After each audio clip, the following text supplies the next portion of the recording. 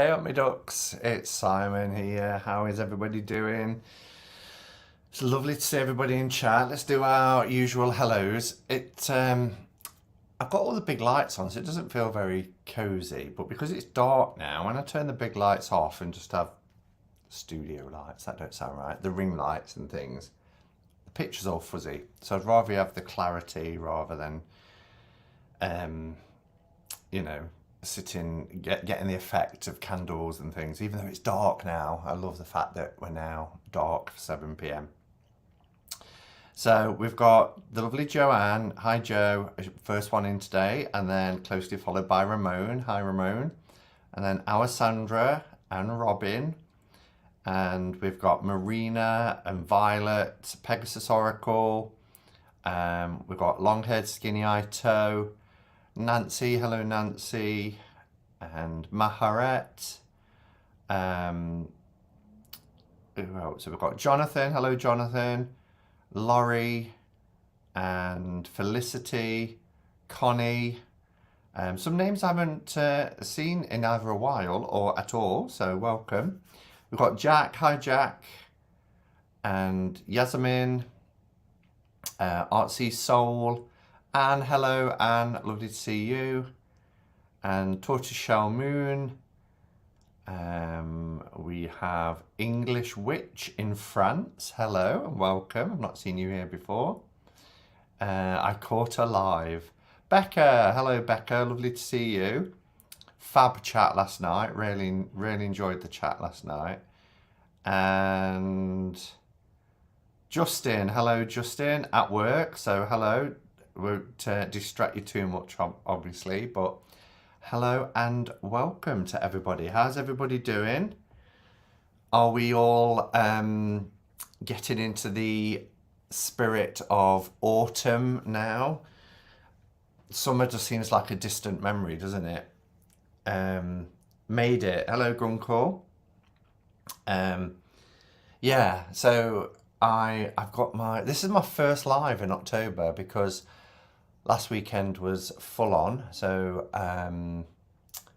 Friday was, as I said, Friday was the Danceability, which is a disabled friendly disco that I hold once a month now. And Saturday was a friend's 50th birthday celebration. So that's why there was no live last weekend. But it was a really nice weekend. And then Sunday, I binged Disney films. I've got Disney Plus now. I had it kind of on the back of somebody else's originally, but now I've got it myself. And so I was making the most of it, and I wanted to watch Hocus Pocus 2. Have we all seen it? As we're talking about kind of spooky, Halloweeny things.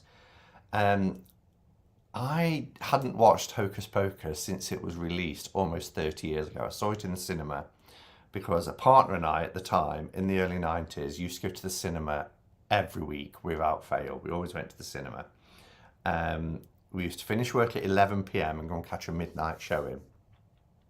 And that was the last time I watched Hocus Pocus, so I couldn't really remember much about it other than the divine goddess Bette Midler is in it. And I've got and seen all of her films, especially Stella. Does anybody remember Stella? Every time I mention Stella, they're like, never heard of it. Such a good film. A remake of the Barbara Stanwyck film, Stella Dallas. But anyway, I digress. So I decided to watch Hocus Pocus first, then have a bit of a break. So I watched Pinocchio. Fab. Loved Pinocchio. And then I watched Hocus Pocus 2. And I actually thought Hocus Pocus 2 was much better than Hocus Pocus. I think it was because they demonized kind of witches, didn't they? You know, they were wicked and trying to kill children and that sort of thing. But the kind of protagonist in Hocus Pocus 2 is a modern day witch. And I love that their house has been turned into a new age shop where you could buy crystals and things. I'm not going to say anything more because you haven't seen it, no spoilers. But I don't know, it was nicer balance and because it was more modern, I really enjoyed it. But then I watched Edward Scissorhands and oh my gosh, I've forgotten how much I love that film. I sat blubbing. It's absolutely brilliant film. Love it. It's gone straight into like one of my all-time favourite films. Certainly in the top 5. Let me see what people are saying, what I might have missed. Hello, Richie. How are you? Nice to see you. If anybody else has come in and I've missed it, then miss saying hello. Hello, Anita. Then, and Cecilia's here. Hello, Celia.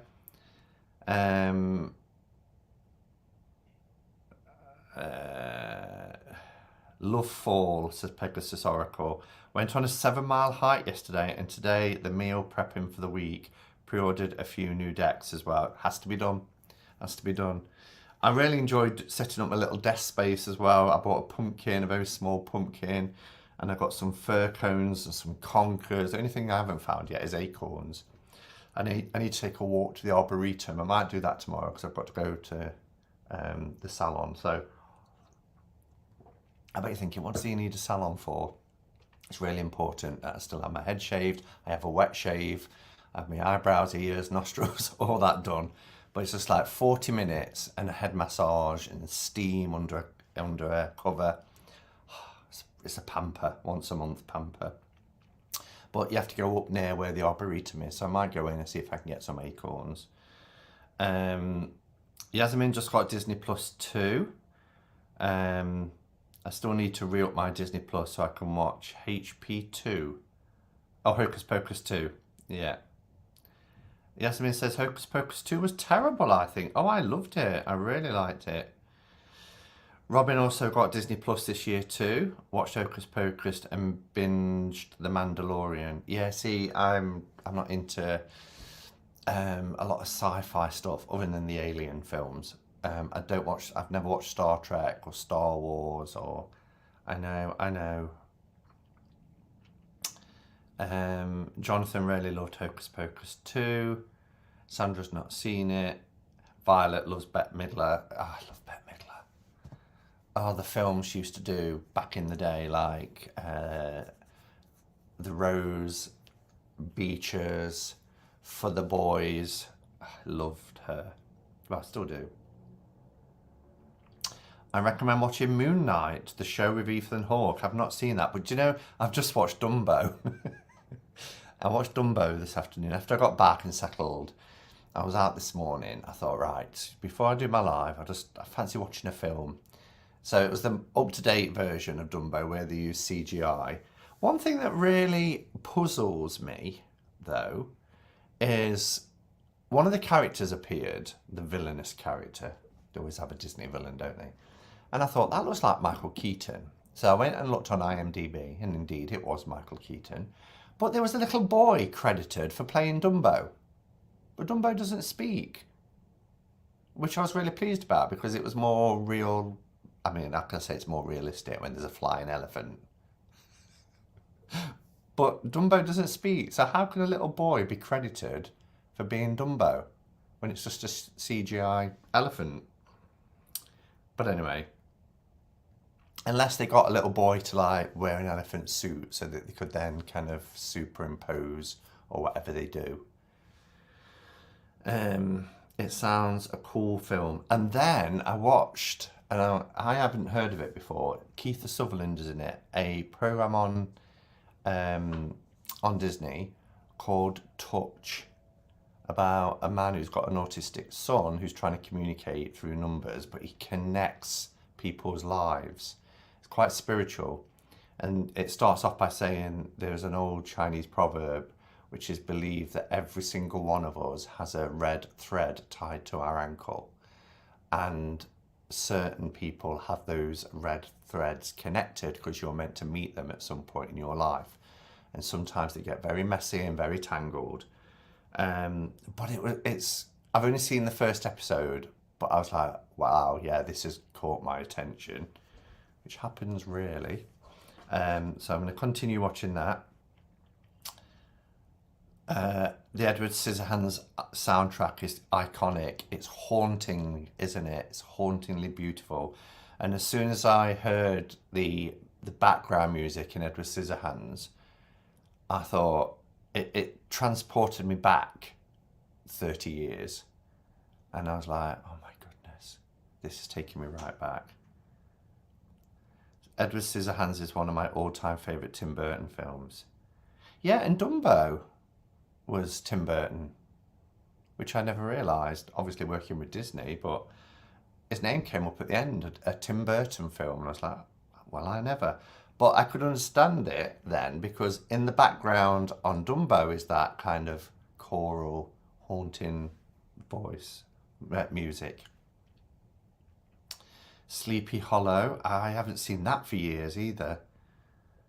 There are so many acorns this year, I don't know why I can't find any. I had a facial yesterday, so nice. Steady, Sandra, steady. Bravo on the self-care. Yeah, it's nice though to have a pamper into ever so often. I'm going outside tomorrow, so excited after isolating since Monday. Have you been poorly? Yes, you have. I saw you've had the COVID, haven't you? How do I know this? Oh, I think I saw a status update. Probably, yes, about not doing a live, wasn't it? Because you didn't know if you could talk for long periods without coughing.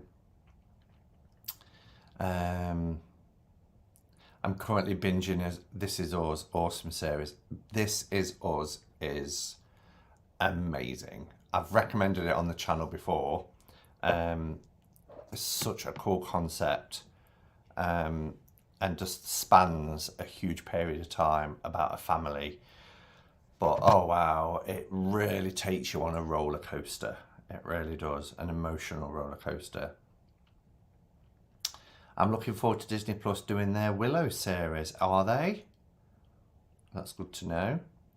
For the boys, I want some loving. I want some loving and some squeezing and some hugging and some teasing and some stuff like that there. Can't believe you got me singing. Well, if you could call it singing.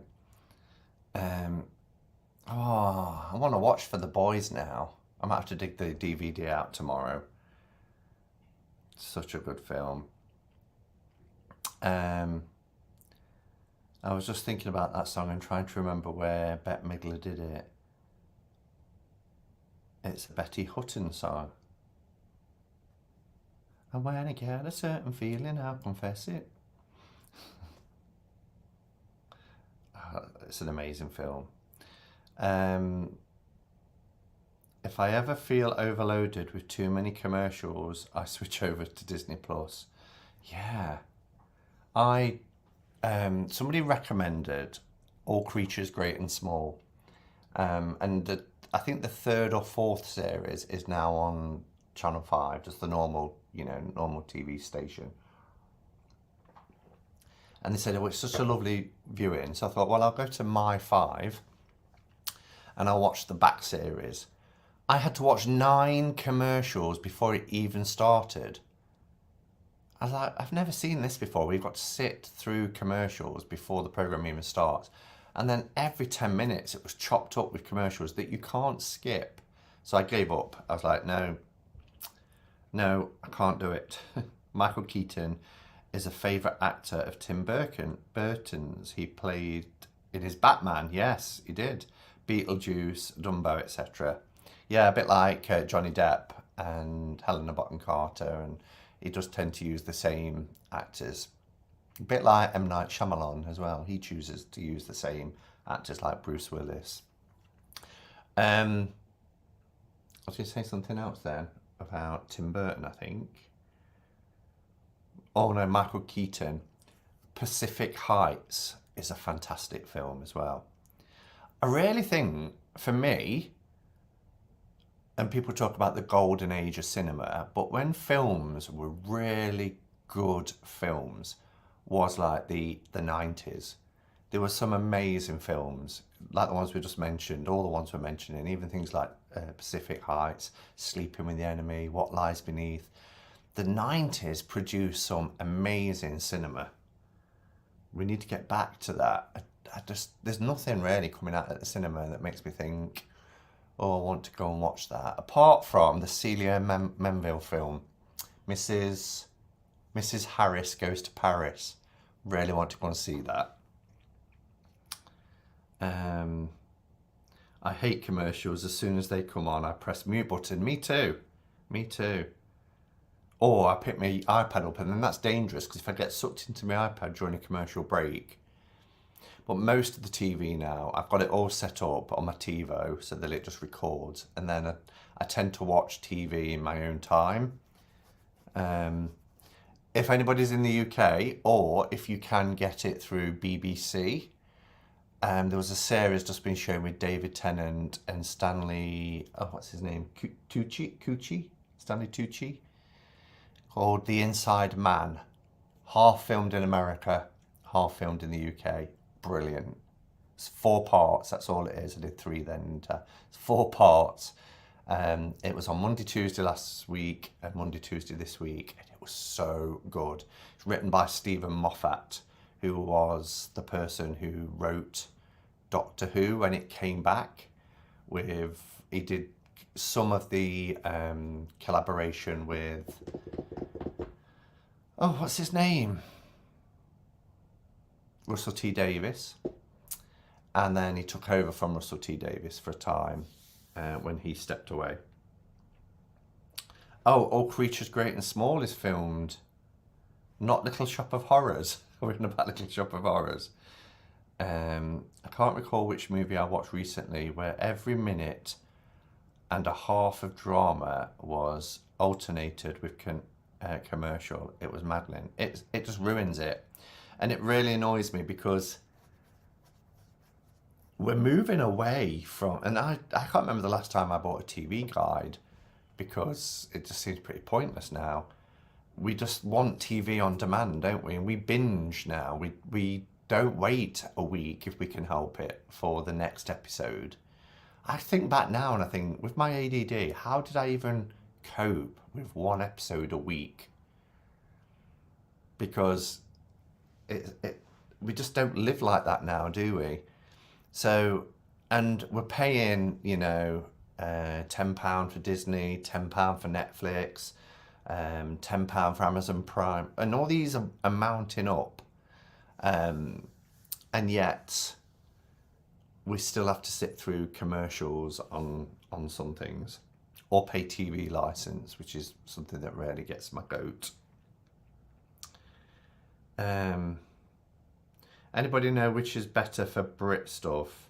Acorn I've never heard of, BritBox I've heard of, and Peacock I've never heard of. So the only one I know out of that is BritBox. Hi Kristen Louise, nice to see you.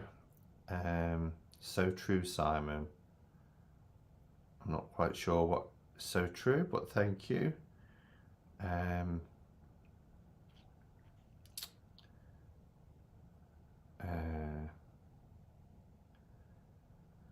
Where am I up to? It just jumped. The chat jumped, and then I've lost BritBox. Was up to BritBox, weren't we?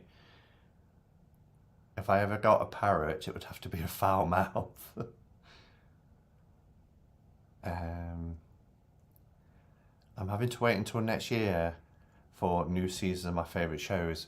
Well, in the UK, I don't know about, or I don't even know where you are, Violet, but in the UK, all the dramas start now because they don't put a lot on over the summer, but all the good dramas always start around autumn because they realise that people are staying home in the evenings, they're not out because, you know, the darker nights and things. So they do tend to put some really good dramas on, like Inside Man. That was filmed especially to show in the autumn. When commercials interrupt my films, I go out of my way to make sure to never buy the things in the commercial.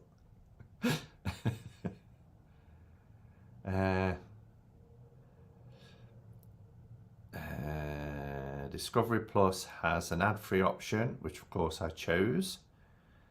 What, without having to pay? Because it's like YouTube, isn't it? More and more people are monetizing, so therefore there's commercials.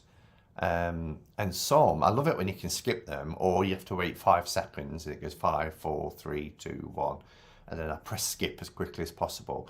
But some don't allow you to skip now, and some are really long. They're like, you know, 40 seconds, 1 of 2.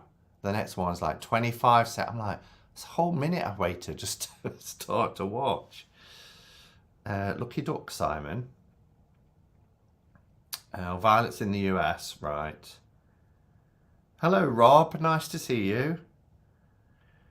You can't beat that Christmas telly guide moment. True, with your highlighter pen. Yeah, you put a highlighter in a cuppa. Yeah, I love it. That's something that my parents passed on to me. And it's the only time I buy. And it's always a double edition, isn't it? But yeah, I sit there with me highlighter pen. But then all I do once I've highlighted it is go to TiVo and set everything up. You don't have to pay for it, but it's like $7. That's not bad. That's good. £7 is worth no commercials. Yeah, and I don't even know now. I mean, I get asked all the time, you know, do you want a 3-month trial with YouTube? I don't even know what YouTube charges now for you to be able to get rid of adverts. I don't mean have it on. Hopefully you don't get any adverts on mine, because I refuse to go down that path. But I remember once I must have done it by accident, and this amount was going out, and I think it was around £15 a month. And when I looked into it, it was for YouTube, and I obviously clicked the wrong button when it's popped up. And then I really noticed the difference when I stopped the payments, because then I was getting all these adverts everywhere. €10 in the Netherlands. Oh, what's this? I'm looking forward to Tim Burton's new series Wednesday about Wednesday Addams to come out. It looks so cool. That does sound cool. So it's going to be called Wednesday. I'll look out for it. I wonder where that's going to be. I mean, there are channels, no, subscription services, I should say, that I don't have. Like this, I don't have Sky because I have Virgin. But I don't have Apple TV, because I'm like, where do you draw the line? You know, I've got Disney, I've got Amazon, I've got Netflix. But it sounds cool. Anyway, have we all got a cuppa? That was a nice little chat. Getting ready to join the Maui LGBTQIA Pride Festival. Oh, have fun. That sounds good. I think you do yours the other way around in the States. It's Black History Month here in the UK. And we've been doing quite a few things at work about Black History Month. And February is our LGBTQIA History Month. I've got a big mug of tea with oat milk.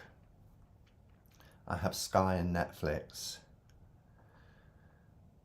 Guillermo del Toro's new horror series coming out on Netflix this month. Oh, what's that called? Love that mug. Thanks, Jack. Yeah, and it was so cheap. It's a huge mug. It's almost the size of my head. And I have to be careful because the tea can get very cold if I don't drink it too quickly, because it's huge. But it was so cheap. It was like £5. That's all it was, and it's the same on both sides, so you don't matter which way you hold it. But yeah, it's lovely. And it's nice to cup it in your hands. Cabinet of Curiosities, fantastic. Oh, sounds brilliant. We'll have to do a watch club on the channel. You know, like they do book clubs where you read a book and then you all talk about it. We can watch a series, can't we, and feedback each Saturday about what we think to it. I have BritBox. I like it. It has many of the shows I like from the UK. Never tried Acorn TV. I don't think that's the thing here. I've not heard of it. If it's on BritBox, a program I can recommend, it's probably about 4 years old now. Yeah, it was 2018 when it came out. But it's called Bodyguard. Not the Whitney Houston, Kevin Costner. I think it's a 6-part series called Bodyguard. It is amazing. Edge of your seat stuff. And also The Fall. If you get to watch The Fall, stick with it, because it took me about 2 episodes, I think, to get into it, but then I was hooked. Both of those two, I think, are some of the best dramas ever made in the UK. The Fall and Bodyguard. Saw Bodyguard, very good. That's good. It's on Netflix too. Oh, cool. Now that sounds like good ideas. A watch club. Why not? Why not, eh? But talking of books, this came this week. I think it was this week. No, I read it at the weekend, last weekend. But of course, I didn't do a live, so this is the first opportunity. So this is called The Queen of Wands. Now, Justin Michael has a book club on Facebook, and there was a picture of this book, and I thought, oh, I've got that on pre-order. Oh, it's out, it must be coming soon, and it came the next day. But what I didn't realise until that post was that it's a graphic novel. Now, I've never really been into graphic novels at all, but it only took me, I don't know, an hour, maybe an hour and a half to read through this, and I thoroughly enjoyed it.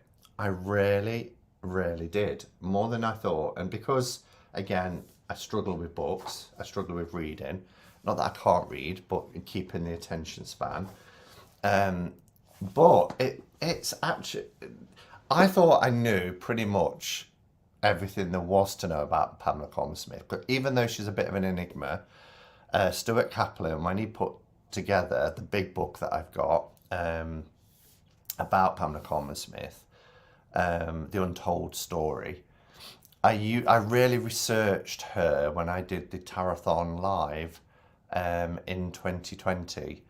I opened Tarothon that year, and it was dedicated to Pamela Colman-Smith, and I shared her life story. But there's little things in here that I wasn't aware of. Like the little cat in The Queen of Wands was Pixie's own cat called Snuffles. And I just thought that was so cool. And I was like, I didn't know that it was modelled on her cat. And, it's called Queen of Wands because, and it's only kind of speculation because they don't know, but they think that she was portrayed as the Queen of Wands for the deck. Similarly, I think Queen of Cups was it, and the High Priestess they think was Ellen Terry, because she used the people around her as models to create the deck. But it's really cool, and I'm not going to give, because do buy the book. There's lots of little things in here that I was like, oh wow, I never knew that. He's a pig. Arthur Edward Waite. Ugh, I really dislike him. He deliberately, willfully made sure by putting things in place so that she could not have a penny more than the pittance she was paid. So she didn't get any of the sales, the money from the sales or anything. Really horrible. Ellen Terry was a famous actor around the turn of the century. And Pamela Colman-Smith lived a very sort of bohemian life. She used to have parties where she'd invite artistic people.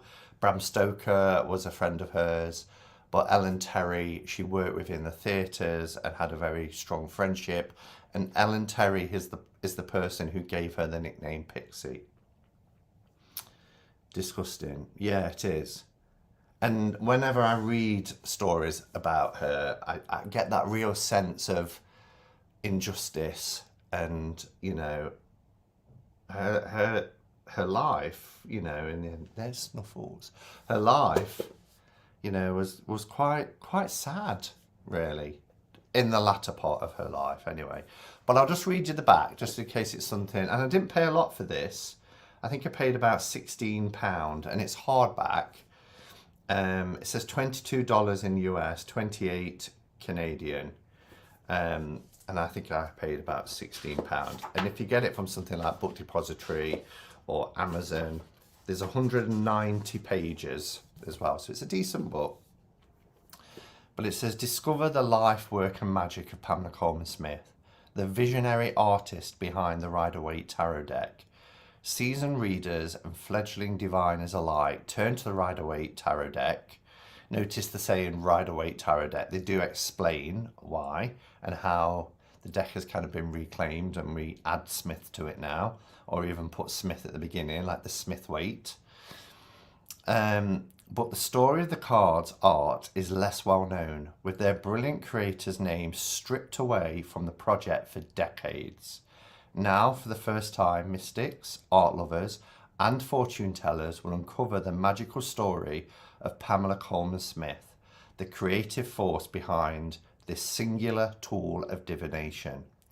Beautifully illustrated by artist Kat Willett and inspired by the work of Pamela herself, the Queen of Wands celebrates the profound legacy of this mystical force and serves as an enchanted spark for witches, creatives, and activists.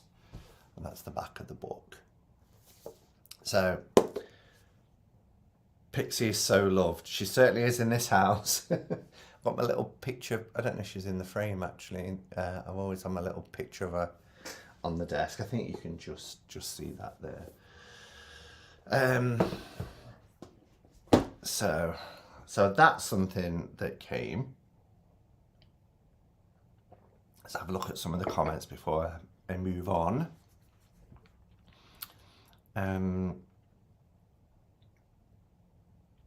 Right. I'm quite pleased I didn't get this because I don't like graphic novels. Yeah, I'm not a fan. I'm not a fan at all. But, you know, if you ever have like a Sunday afternoon and you've got an hour and a half spare, it was really nice just to sit and read, because the information is all there, you know, but it's done in more kind of bite-sized chunks. Hello, Navneet. The way I see it, never judge a book by its cover. Absolutely. Oh, I also didn't realise that book was a graphic novel, says Ange. Hello, Ange. Don't let it put you off, honestly. It's a gem. It really is a little gem. Now, I'll forever think of the Queen of Wands card as the Snuffles card. Snuffles the cat. Yeah. But I love finding out little things like that. I really do. It's like just having that little... The fact that she had free reign over the miners, which we knew anyway. You know, he was very directive with her. And in his words, I had to literally drip feed her. But didn't also mention that he basically gave her free reign to do the minor arcana. That she put those little things in, used her friends as models, and yeah, just really nice. I know who Ellen Terry is. The question is, who is Ellen Terry in the deck? I think, I'd have to look in the book, but I think it said she appeared twice. Let me see if I can find it. I think it was the High Priestess and one of the Queens.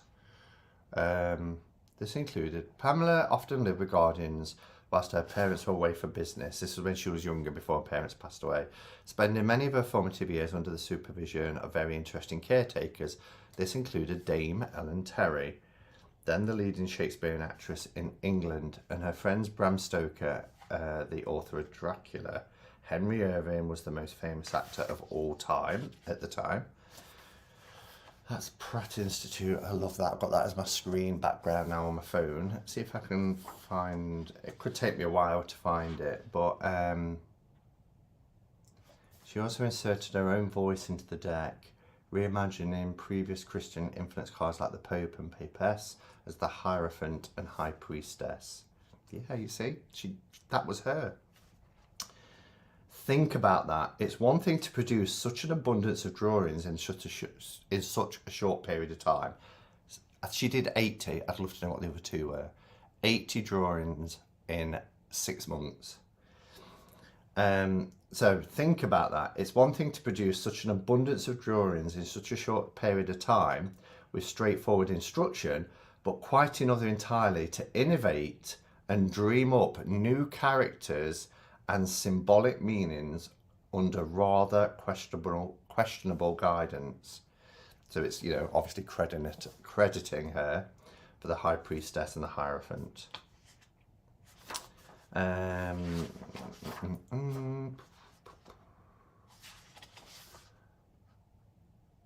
that goes into 2009 with the Centennial deck. It talks about US Games and how they kind of kept her alive. But I can't find where it says...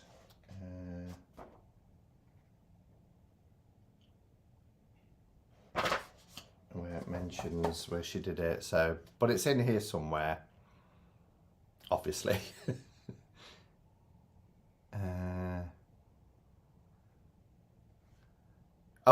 This might be it. She's and since Pamela spent so much time drawing actors on stage in her youth, her reportage skills were sophisticated enough.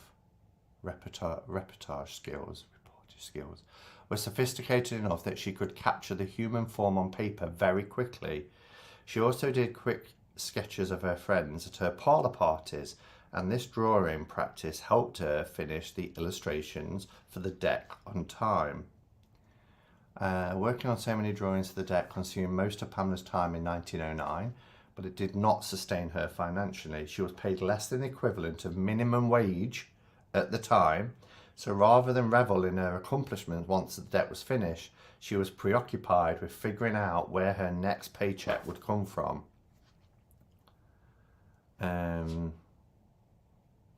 It is so sad to discover how little money Pamela earned for so many illustrations, particularly when a single deck sold through William Ryder & Son was priced at 5 shillings or more than a day's work in the 1900s. She had to supplement her income through childcare, running errands, and doing housework at Terry's estate, Ellen Terry's estate. Pamela's name was never included in the title of the deck during her lifetime. Can you believe that? Her whole lifetime, she was never credited. However, what she did manage to get through was her signature appears on each card as a uniquely beautiful flourished monogram consisting of her initials PCS.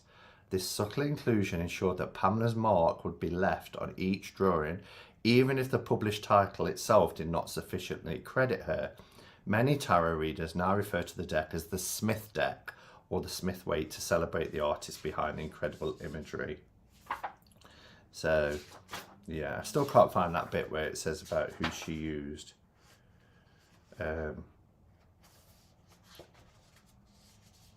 This is the bit about Arthur Edward Waite. In addition to not crediting Pamela's work on the deck, her collaborator wasn't the easiest person to work with generally. And it's no coincidence that Pamela was mentioned in the guidebook, not by name, but only as, in the actual guidebook, a young woman artist, terrible, who created the deck based on Waite's instructions. That's how she was credited, a young woman artist. Can't even give her credit, her name. Arthur then essentially claimed conceptual credit for Pamela's work. And he said, I had to spoon feed her my orders. But we know that the young artist drew upon her own sources of inspiration to develop the imagery and style that resulted in the deck's incredible popularity. Arthur also ensured that Pamela did not receive any publishing royalties, a practice that had been placed since the Middle Ages. This meant that she was not compensated beyond the initial meagre payment she received for the project, regardless of how many decks were ultimately sold. Had the situation been different, with Arthur willing to share the royalties and success of the deck, Pamela almost certainly would have had a stabler financial future.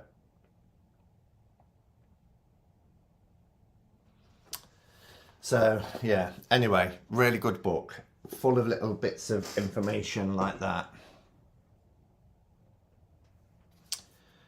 Okay, so, hi Carmen. Sums up how Waite saw her, just a woman. Exactly, that doesn't even deserve to be mentioned by name. Even today, with all the tarot illustrations, sometimes they're not recognised. Sometimes you have to search the box and guidebook to find who the artist is.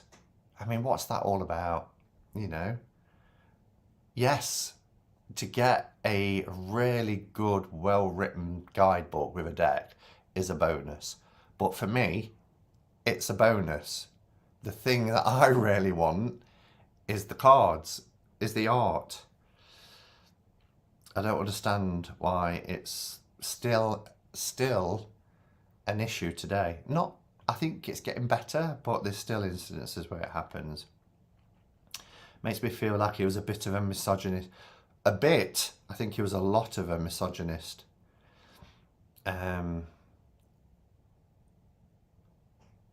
That was women's lot at the time, and she actively tried to change that. You know, she did. She had the Green Sheaf that was her own publication, and you know, she really tried to get women more recognised through that. She didn't have us tarot tubers to fight for her, right? Exactly. Can you imagine if she was around today?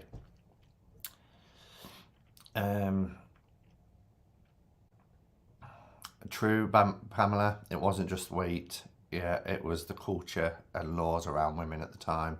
Yeah, she was part of the suffragette movement and things like that. You know, she was very much an activist in that way. I do deck reviews and I want to... Yes, exactly. Exactly, Violet. We need to give credit where credit's due. It does. Artsy Soul is Layla is asking about whether it mentions where she researched tarot. It does mention the Solar Busca, and it's kind of widely known now that she kind of looked at that to get inspiration for some of the cards. Wiki says Ellen Terry was Queen of Wands. She would be a goddess. Yes, she would. Actually, I feel like there's more women creators than men, don't you? Now, yes, I do. On the whole, I know that when I have people contacting me saying, I'm working on a deck, I'd love to send you a copy for your thoughts, your feedback, that sort of thing. I would say 90% of them are women, yes. Yeah, I would even, would I? I think, I don't know, creative flares in everybody, isn't it? But, I don't know. I think sometimes it's, when I think back to school, and it was one thing that I really disliked about the kind of education I had. I had talent, and I'm not a creative person, I'm not an artist. But I used to love doing theatre design, which was on the curriculum when I was at school. Theatre design, and I used to like to do food tech, which is cookery. It used to be called, they changed it to food tech. And there was such a kind of, what's the word? Not stigma, that's not the right word. But you got a lot of kind of everything because I was male, all the kind of careers advice were just steering me towards metalwork and woodwork. There was such a divide, and I think there was only one or two, because when you got to the third year, it was called third year then. So your first year is age 12. I know it's different now. It starts at like first year is 5, but we used to do them in blocks of numbers. And big school, where you went from 12 to 16, it was first year, second year, third year, fourth year. But as you went into the third year, you got to your options, and you could choose certain subjects that you wanted to take forward into your final 2 years, and that's where you would do your exams. And hardly any males went for the creative kind of subjects like art, textiles, cookery. It's just, whether it was the town we lived in and you know, they were the ones where I did better because ADD wasn't diagnosed back then. It didn't exist. I was just somebody who was a daydreamer. That's all my school report said, daydreamer. But if I'm sat in a class watching somebody in front of a blackboard talking and talking and writing on a blackboard, I'm out there. And I don't mean physically, I just mean that was it, zoned out. The number of times I had the blackboard rubber thrown at me. But put me in a session where I'm doing something, you know, whether it's designing a set or doing a scale model of what it's going to look like to then put on the set, or, you know, making a pizza in food tech, I was engaged. And it really gets me, because there's that very kind of famous image, isn't there, where there's like a monkey and a mouse and a rabbit and an elephant and a giraffe, and somebody's saying your task today is to climb this tree. You know, it's not a one size fits all. And even today, you know, exams, somebody like me just would really struggle, as I did then, with exams, because I can't cram information. But do coursework with me throughout the time and assess me all the way through, and absolutely fine. Absolutely fine. But anyway, that was a rabbit hole, wasn't it?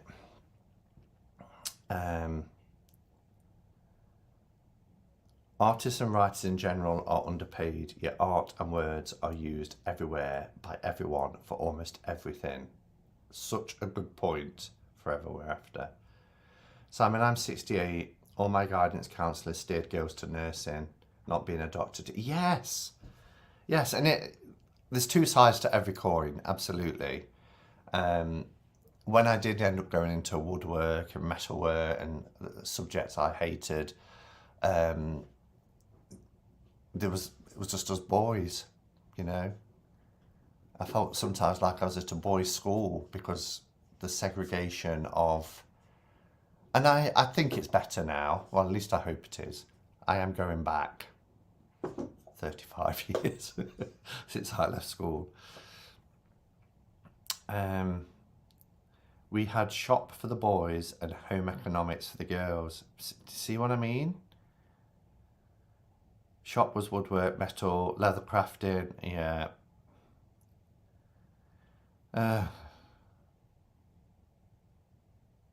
Well, I used to love making wooden things with my dad as a child. Then, unfortunately, it went to an all girls school. So there, they wouldn't even put it on. It's like drama. I used to love drama. And they didn't even offer that as an option after you know, when you was in your third year. It wasn't even on the curriculum. Oh dear. Anyway, what have I got to tell you next? So, I bought the Osho Zen in the pocket edition. I really wish I hadn't. So I've been on a bit of a journey with Osho Zen. And if you've been here for the 5.5 years I've been on YouTube, you may recall the journey that I went on with the Osho Zen. So I bought the deck, and for 3 times from Amazon, every time it came, the cards were stuck together. And when I peeled them apart, they tore. And I kept sending it back, and they kept sending another. And in the end, I settled on, it was just the back card, one of the courts. The back card had a tiny little tear, but because it was black on the border, I used a marker and filled it in. But I wasn't that impressed with the cardstock. It was okay, but I wasn't that impressed with it. This one I edged in red. But at the time, and I believe it was the first thing that was ever sent to me, there was a lovely Krishna Priya, her name was, said, I've got the Osho Zen that I don't use, and it's one of the earlier editions. and she sent it me, which I keep in this little bag with the all-seeing eye. And what I loved about this was that it was the thick cardstock, really, really nice cardstock. And I edged that one in black, and I trimmed it. So, I mean, the artwork in this deck is just so, so beautiful. It's really, really powerful.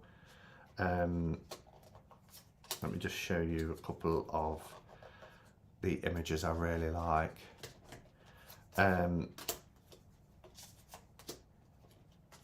love that completion. I think that's beautiful.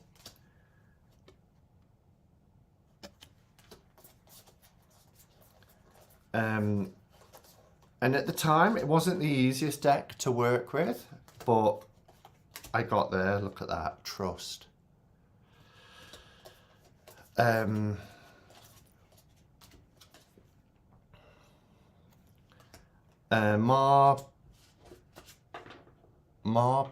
Padme Deva, is that what the artist also did the Tao Oracle. It probably doesn't say, again, crediting the artist. Let's have a look on the box. Deva Padme, got it the wrong way around. But the images are really, really evocative. Beautiful, beautiful deck. I love. Just bear with me 1 second.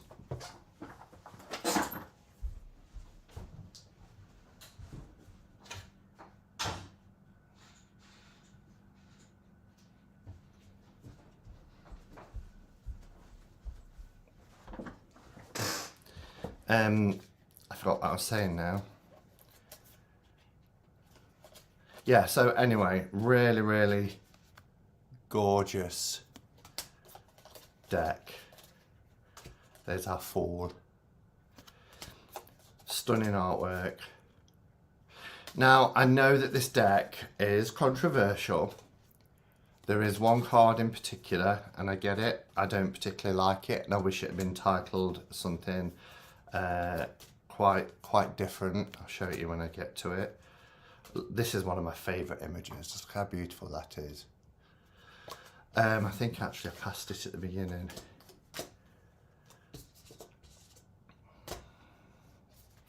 Yeah, this one. I mean, the image makes, I don't like the word, but I get what it's trying to convey here.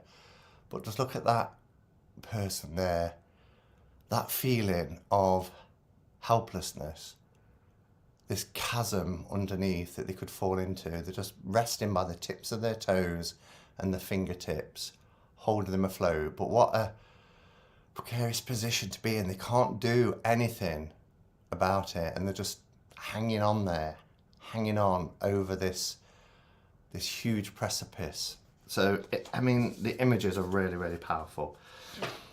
And I saw that there was a pocket version, and I thought, do you know what? I haven't worked with Osho Zen for quite some time. That might be nice, actually, to pop in my bag and take with me. But when it came, I just thought, I actually thought, is it a knockoff? I mean, it is the tattiest tuck box. And they don't, you know, they don't have, I mean, it's kind of this one's like a tray. The guidebook, which is nice and substantial, I can't read it. Without a magnifying glass, I cannot read it. It is tiny, tiny writing. And I'm like, oh, gosh. But that's okay because I've got the book. The card stock is like paper. It really is nasty. The edges feel rough, like they've been cut with a blunt scissors.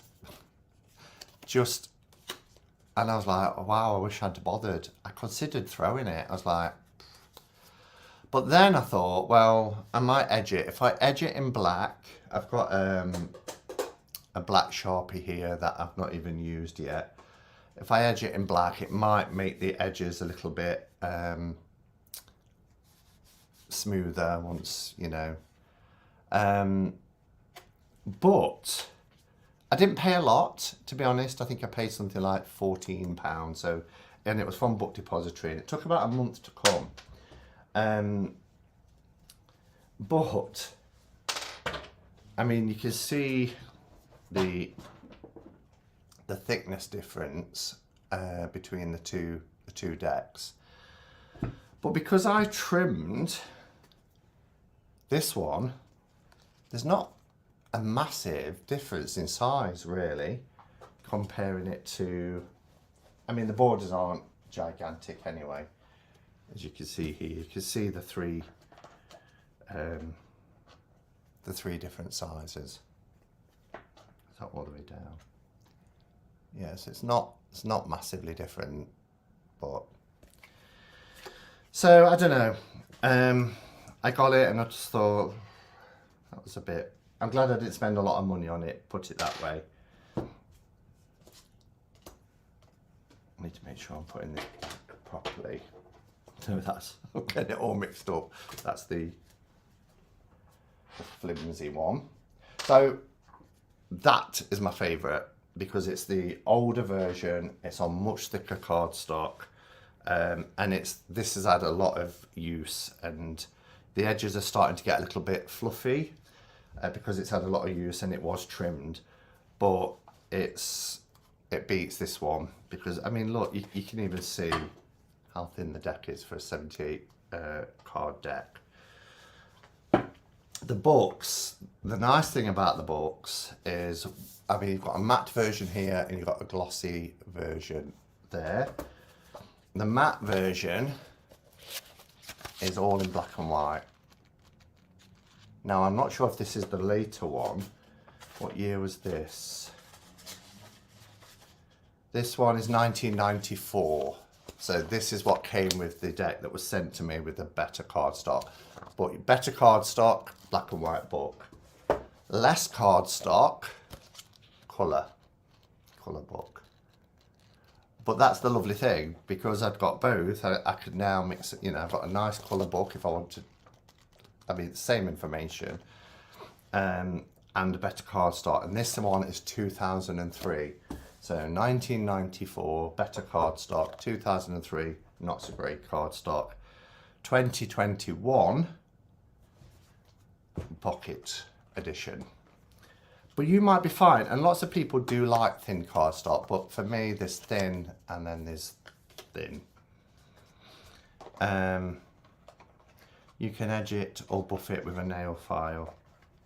Actually, when, you know, if you've got a beloved deck that you use a lot, I don't mind when they get a little bit fluffy and a little bit worn, because there's something really nice about a well-loved deck, isn't there?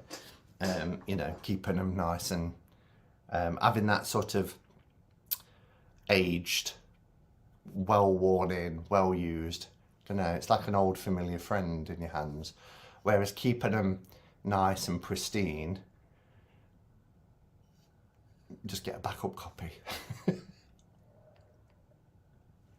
And what, I can see my name in capitals there, so I'll look at it here. Simon, I ordered the Mutation Tarot you showed a while back. It's back in stock now. I love its oddity and strange card format. Yeah, that's one that where they're tall and thin, isn't it? I think I wrote it down in that cubby hole. And they all look like aliens with floating heads and things. Have you shown it on your channel? I don't remember seeing it pop up, but you may have done. Oh dear, maybe I won't get it then, says Sandra. Hello, Azul. If I've just said your name right. Azul11. Yes, the mini was a disappointment. Still, it looks an interesting little deck. Yeah, I just love Ma Padme Deva. The artwork, beautiful. Even on the... And I never really bought into the concept around the Tao Oracle, but the artwork is beautiful. like the horror deck you reviewed last month, it's very thin, but shuffles so nicely, and it has not torn at all. Very happy with it. The horror deck. What horror deck? Just received the Trick or Treat Tarot deck by Barbara Moore. Yeah, I've seen that. It's actually on my Amazon wish list. So I may get it. I'm not spending at the moment because 2 reasons. I've got a birthday coming up next Saturday, and I don't want to buy something in case somebody else has bought it. And also I'm going to Glastonbury 2 weeks on Monday, and I need my pennies for that. And there'll be decks, there'll be shops with decks in both Glastonbury and Avebury. So there's no point buying now. Not everyone has the money for backup copies. This is true, absolutely true. If I did, I'd have a backup copy for every deck, but I can't. The only time I'll buy a backup copy is if I get that really, really strong connection with a deck, and I know it's going to get a lot of use and a lot of wear and tear. Or if I hear it's going to go out of print, you know, it's likely to go out of print, then I'll get a backup copy. But it has to be a really, really exceptional deck. I agree, there's something special about a worn, well-loved deck. I had a reading once and the reader's cards looked like suede and some had partially disintegrated. It added to the magic, yeah. And lots of deck creators try and recreate that by doing, you know, vintage versions. I don't know if you've seen the video yesterday that I did on the Cuppa tarot, but you know, the lovely Anna who sent me that has done vintage versions as well, because I don't know, people love that sort of, you know, that sort of fortune tellery old deck that you found in the attic somewhere and you're doing readings with it. Or as she said in her deck, you know, your grandparents have kept it in a drawer for many years and it's been passed down through the generations. Beauty of Horror. Oh, the Beauty of Horror, yes. I've got the black and white and the colour one. The Tao Oracle has a great artwork and is a good way to understand the I Ching with colour coding for the trigrams and charts. Yeah. Well, Sandra, you can go back through Simon's archive and watch his walkthrough. I think it was about a year ago. What's that?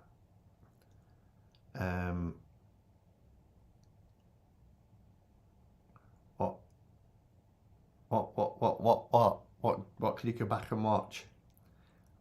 Just scroll back, but I can't see anything that's love Barbara Moore, yeah, legend. Oh, the Mutation Tarot, okay. My favourite RWS is the Tarot Vintage. I love the colouring, especially the cold sets. Yeah, and the Marseille Vintage is coming out in November as well. So I keep under here, actually, the in this lovely pouch that Anne made me. It's got the Tarot Vintage in there. So what else to tell you? How long we've been? Just over an hour. Okay, so there's a new deck in town from The Works, and it's a tarot kit for £7. Okay, here's Tarot Reader. You drew the reverse 10 of discs, wealth.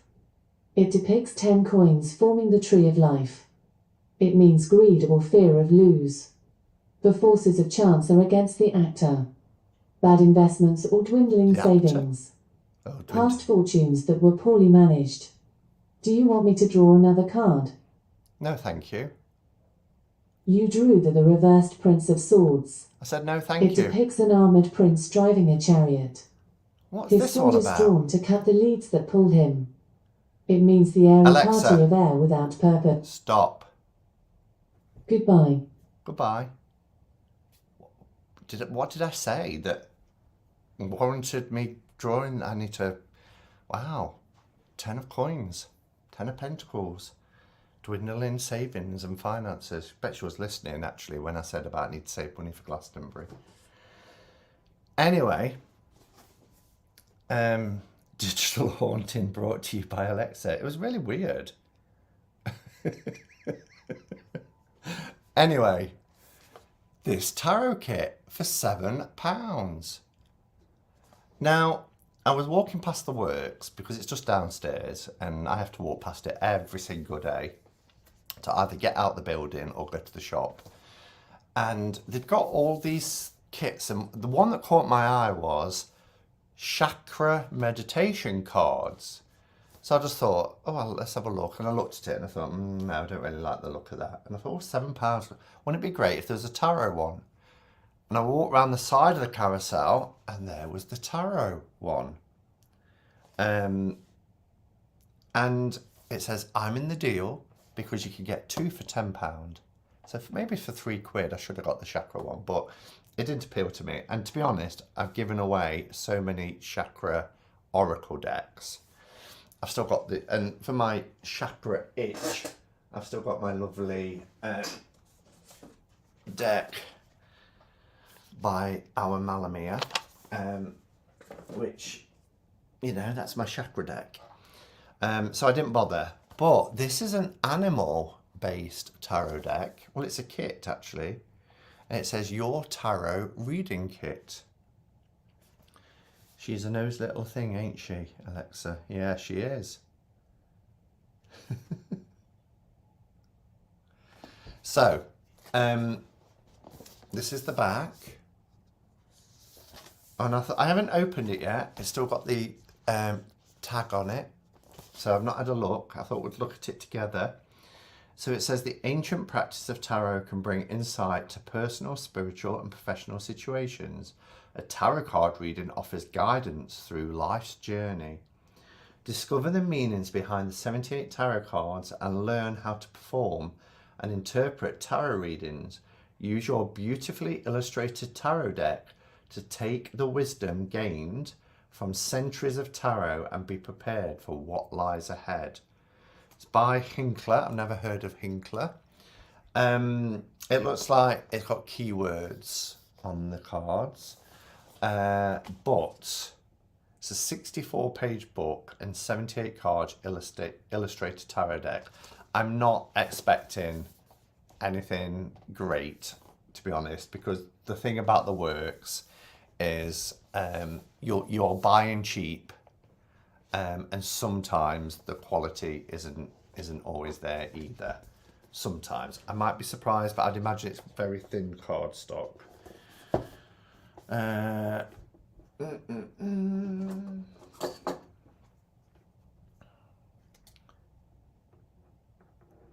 Here's one for Sandra. What's that?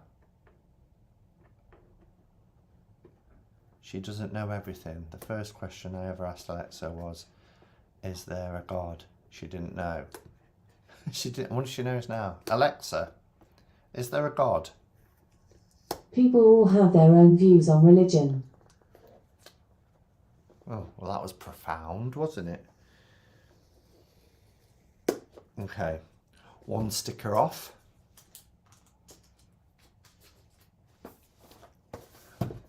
I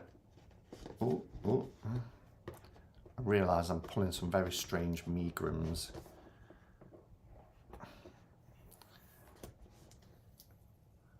She's very politically correct. She is, Beth.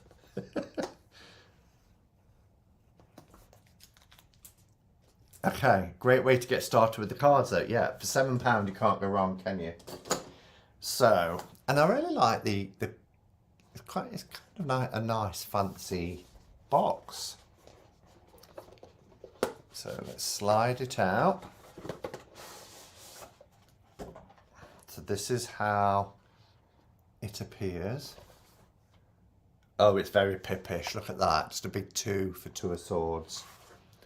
I thought it was animal based because they're a little bit naughty, because all they're showing you on the back is illustrated cards. So let's look at the book first. So Not a bad book. Reveal your hidden future. 2022, so it's brand new out. Oh no, not pips. I don't even think it's pips. I think it's just numbers. Mind you, one of my beloved decks is the Samara May Tarot, and that's got numbers, and the Gil Tarot. Well, bright side, you save £3 by not buying the chakra box. Hello, butterfly. Yeah, exactly, I did. So we've got the contents here. Introduction, history and origin of the tarot, reading the tarot, the cards, the major arcana, direct answer spread. Oh, a direct answer spread. Direct answer sample reading, minor arcana, cups, wands, swords, pentacles, Celtic cross spread extended. Sample readings, Bob's Celtic cross. Who the frig is Bob? Bob's Celtic cross extended reading with minor arcana only. Bob's Celtic cross extended reading with major and minor arcana. Daily inspiration spread. Daily inspiration spread sample reading, glossary and conclusion. Is Bob the creator? It's not crediting anyone on the book or box. So I don't know who Bob is.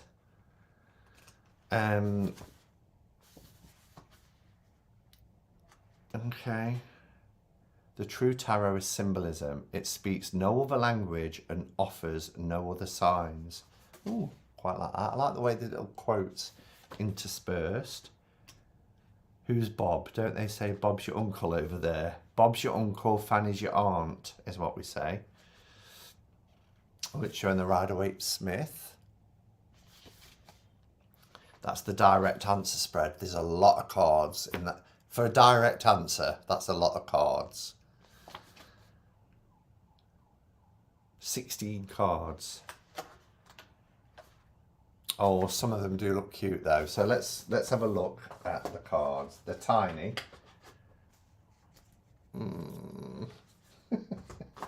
They're nasty.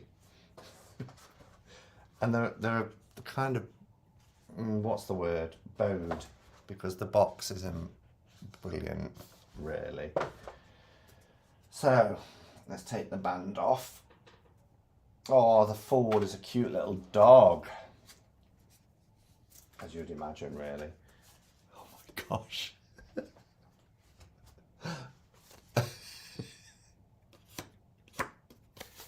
What do you expect? I mean, it's £7. These are the backs.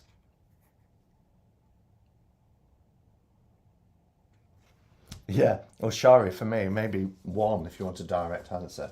The strange thing is, it looks like quite a thick deck, but they're just not sitting together very well because of how they've been separated. I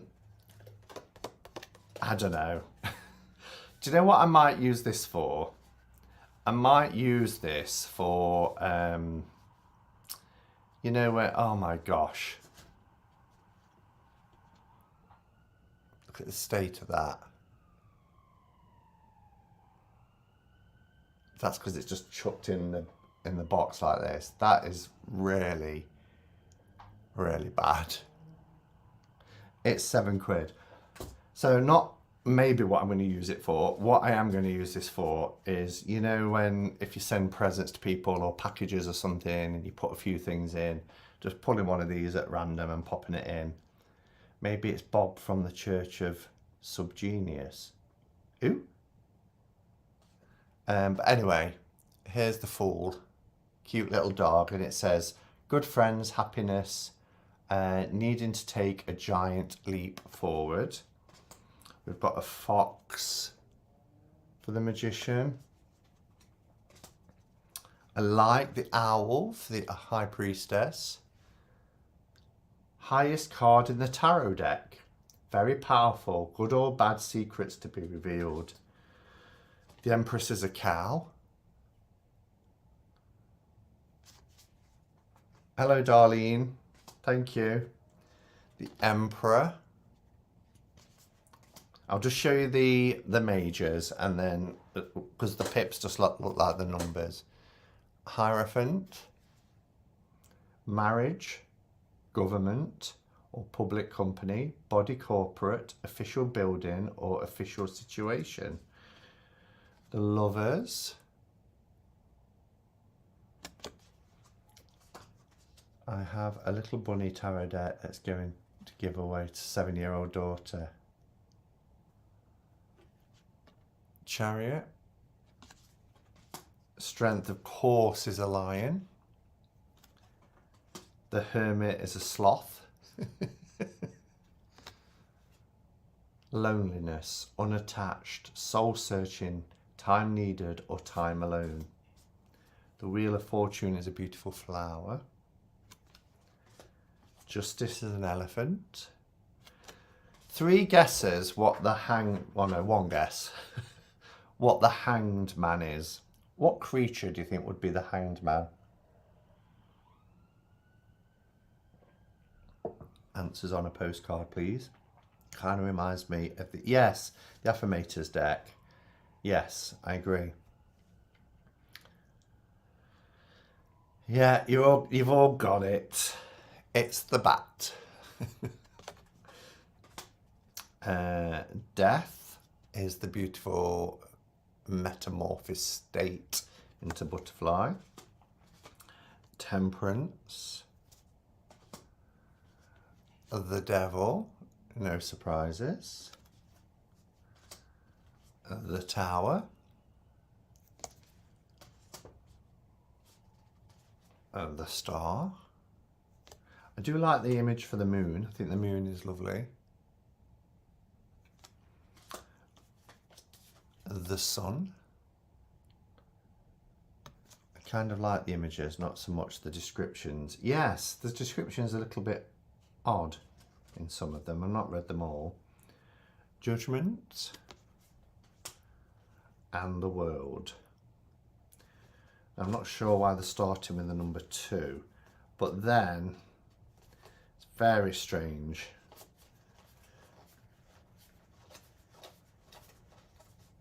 I can't find where the ace is.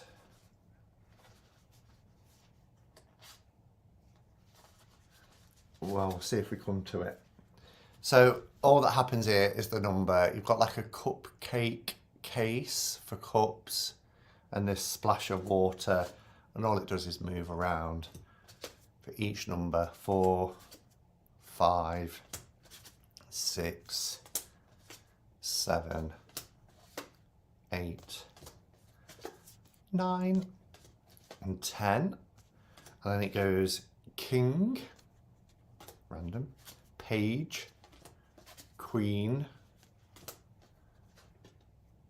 Ace, there's the Ace, and Knight. And then for swords, what? For swords,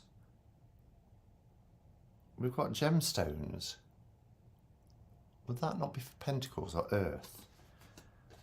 And again, it just repeats. I'm not going to show you them all because you kind of get the idea. Although I do like beautiful peacock and the swan. They're colour coded, as you can see, for the suits. This is the wands. Well, that's fine because there's a wand in there, so I get that. Oh no, don't like that. Toss your pips. The cards are really damaged. I mean, look at that. Not as damaged as this one, of course, but yeah, I mean, I didn't expect much from the words. I like the pentacles. You've got green and you do get the pentacle in there, but yeah. Oh, look at the Queen of Pentacles. That's nice. And the Page.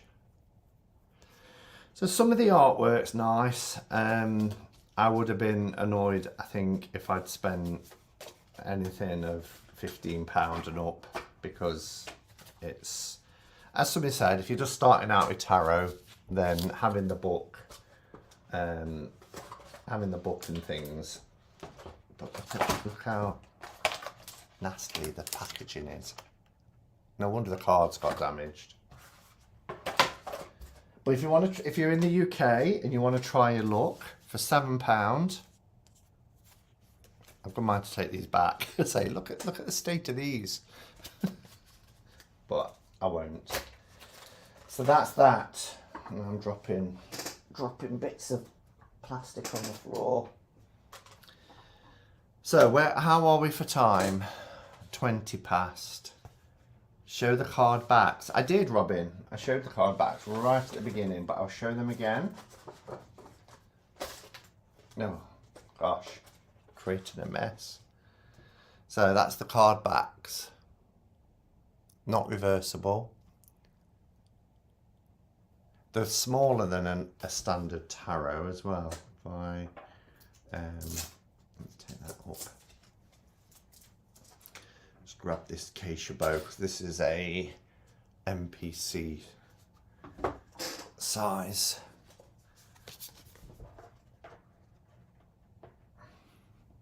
So that's the size difference to a standard tarot as well. My deck of the Celestials just arrived. I've not heard of that, Beth. I'll have to look at that. That strange swords are gemstones instead of pentacles, not air. Yeah, there's this other thing that they could choose for swords, isn't there? Or just put a sword in, like they put a wand in or a pentacle in. Anyway, being as I've got Cuppa in my hand, we will pull a card for the week.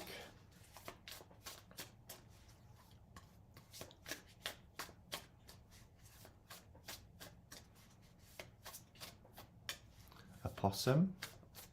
That damage is horrendous. It is. It's made the deck unusable, really, because that's why they weren't sitting together, because there's a couple of cards in there that are damaged. But if you're going to package it in a box like that, then it's going to happen, isn't it? I wonder where they're available over here. Would you be interested in getting it, Robin? I don't think I did a very good job at promoting it.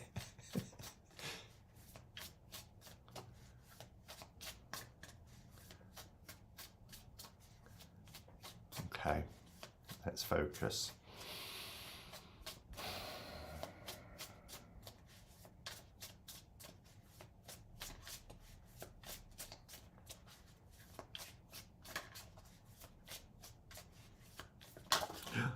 Oh, we've got a jumper. We'll go with it.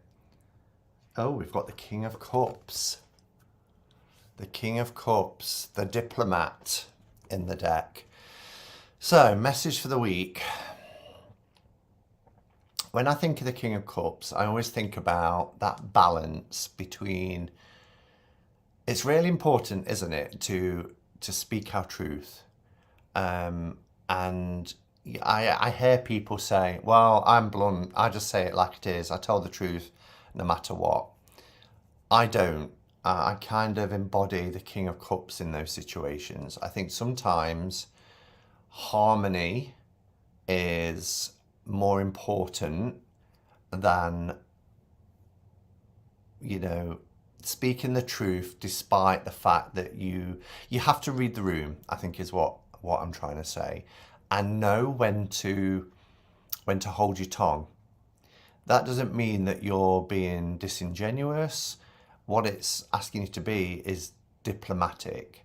So if you find yourself in a situation this week where you are asked something, or you want to give an opinion or speak a truth, then just weigh up whether the time is right, the situation is right, or whether that truth could actually do more damage than good. Could it, you know, speaking the truth actually mean that it's going to really rock the boat, so to speak, or rock the apple cart, or cause distress or hurt? The time will come when that truth can be called for. But what the King of Cups reminds us of is to be the diplomat. Okay, weigh up the situation, read the room, because sometimes it's better to hold your tongue and have harmony for a period of time the truth always out in the end, but sometimes speaking the truth can have consequences that people, including yourselves, might not be ready for. So, message for the week. All right, everybody. I'm loving this deck, by the way. I am so loving this deck. If you haven't seen the walkthrough yet, it went up yesterday. Do check it out, because you can get an antique version of it. Yes, the Compassionate King, exactly, Robin. Boy, do I need this message. Thank you, Beth. It always resonates with someone. And actually, I don't know if you kind of saw the hesitation in my voice, because I didn't want to put, because it's really speaking to me at the moment as well. And whenever I give a card pull, same as when I'm doing readings for somebody, I try really hard not to say what I think it's meaning for me in my life. I'm trying to think of everybody here and that it can resonate with you. But that was a little bit harder this week because I'm pulling a card for everybody and it's myself included, isn't it? So have a fantastic weekend, everybody. Thank you so much for being here today. It's been an absolute joy to reconnect with everyone. Yeah, and I'll be back. I've actually missed a FedEx delivery, so they're going to attempt again Monday. I won't be here, so I'll collect it Monday night. But I've got, do you remember me showing the Runway Tarot? I had the beautiful art cards. Well, the deck that's just been funded on Kickstarter has been sent, along with the summer deck. Do you remember I did from Destiny, the autumn, winter, spring? And now the summer deck has been sent as well, so that completes that collection. So I'll be back in the week to show them anyway, so hopefully I'll be able to, I'll be here to do that, so look out for them. All right, everyone, I'm going to get going because I'm rambly. Thanks again, and until next time, go in peace, namaste, and blessed be.